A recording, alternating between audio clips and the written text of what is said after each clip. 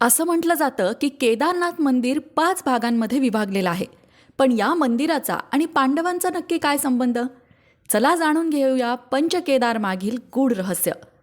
पौराणिक कथेनुसार पांडवांना त्यांच्या पापांपासून मुक्ती हवी होती, म्हणून महादेवांचं दर्शन घेण्यासाठी ते हिमालयात गेले. मात्र शिवशंकर यांना त्यांना दर्शन देण्याची इच्छा नव्हती. पांडवांना समजू नये यासाठी त्यांनी वृषभरूप धारण करून प्राण्यांच्या कळपात प्रवेश केला. भीमाला ही गोष्ट कळताच त्याने विशालकाय देह धारण केला. तेव्हा अन्य प्राणी भीमाच्या 2 पायांमधून निघून गेले. मात्र शिवशंकर तिथेच राहिले. तेव्हा भीमाने वृषभाच्या पाठीवरून वशिंड धरले. पांडवांचा दृढ संकल्प पाहून शिवशंकरांनी त्यांना दर्शन दिले आणि पांडवांना त्यांच्या सर्व पापातून मुक्ती मिळाली, असा पौराणिक कथेमध्ये उल्लेख येतो.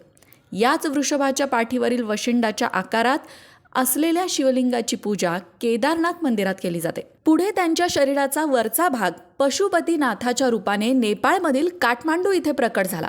भुजा तुंगनाथ इथे, मुख रुद्रनाथ इथे, नाभी मधमहेश्वर इथे, तर जटा कल्पेश्वर इथे प्रकट झाल्या. महादेवांच्या पाठीचा वरचा भाग केदारनाथ इथे आहे. म्हणूनच या 5 ठिकाणांना पंचकेदार असं म्हटलं जातं. या 5ही ठिकाणी महादेवांची भव्य मंदिरं आहेत. या पंचकेदारची यात्रा केल्याशिवाय केदारनाथ यात्रा अपुरी आहे असंही मानलं जातं. मग तुम्ही केदारनाथला कधी भेट दिली आहे का? केदारनाथाच्या दर्शनाला तुम्ही कधी गेला आहात का? कमेंट करून नक्की सांगा. त्याचबरोबर अशाच महत्त्वपूर्ण माहितीसाठी लोकमत भक्तीला नक्की फॉलो करा.